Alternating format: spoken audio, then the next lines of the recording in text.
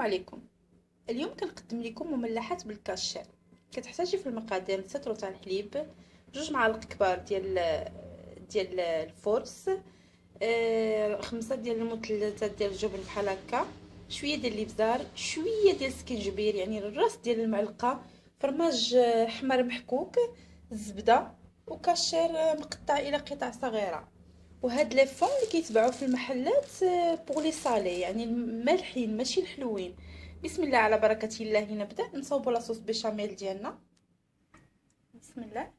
كندير الزبده ديالنا مغلوف،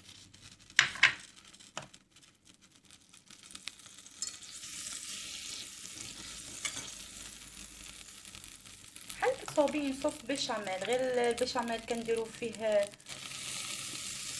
الكوزه، كنحكوا فيه الكوزه. هادي غادي نسموها غير بشويه ديال السكنجبير وشويه ديال الابزار. بعد ما كنحمروا الدقيق ديالنا وهاد الزبده كنضيفوا له الحليب. بعد ما تحمرات لينا الزبده مع الدقيق ديالنا كنضيفوا الحليب ديالنا،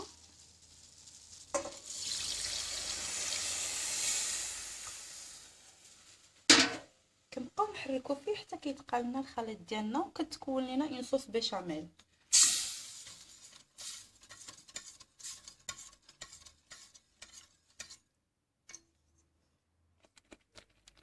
من بعد ما تصوبت لنا لاصوص بيشاميل ولات في هاد التكستور، يعني التقوله ديالها ماشي ثقيله بزاف بحال صوص كريم، كنضيفوا لها الخمسه د المثلثات ديال الجبن، كنضيفوا الكاشير ديالنا،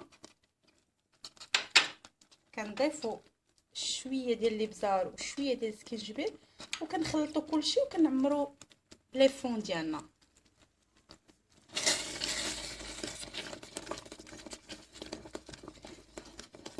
صافي نهزوها من فوق العافيه، ما خصهاش تغلي مزيان. كنعمروا لي فون ديالنا. العماره ديالنا من بعد ما وجدناها كتجي في هذا الشكل. هاد لاصوص اللي صوبنا اللوغو ديالها تيجي من انواع ديال الاجبان، يعني الجبن اللي عندك تقدري تضيفي لهاد لاصوص. غير انا حاولت نديرها اقتصاديه، يعني ما استعملتش فيها بزاف ديال الانواع ديال الجبن. اي جبن سيداتي عندك تقدري تستعمليه، وما تنسايش ان الملوحه ديال ديك لاصوص بيشاميل كتجي من هذيك الاجبان اللي كتستعملي والنوع ديال الكاشير. يعني نبدا نعمر في لي فون ديالي وندير لهم الفرماج غابي من الفوق بحال هذا الشكل، وندخلهم الفران ديالي.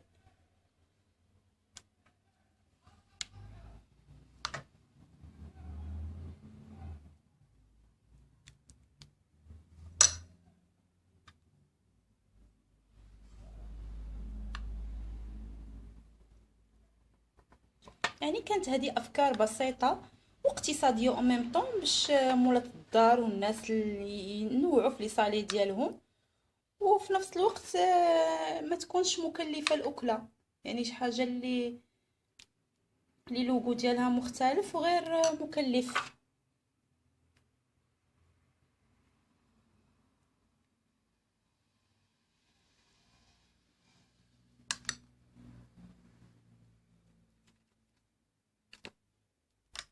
كنكمل لي فون ديالي كاملين، بعد ندخلهم للفران يتحمروا لي، نتلقاو ملي يتحمروا لي صالي ديالي.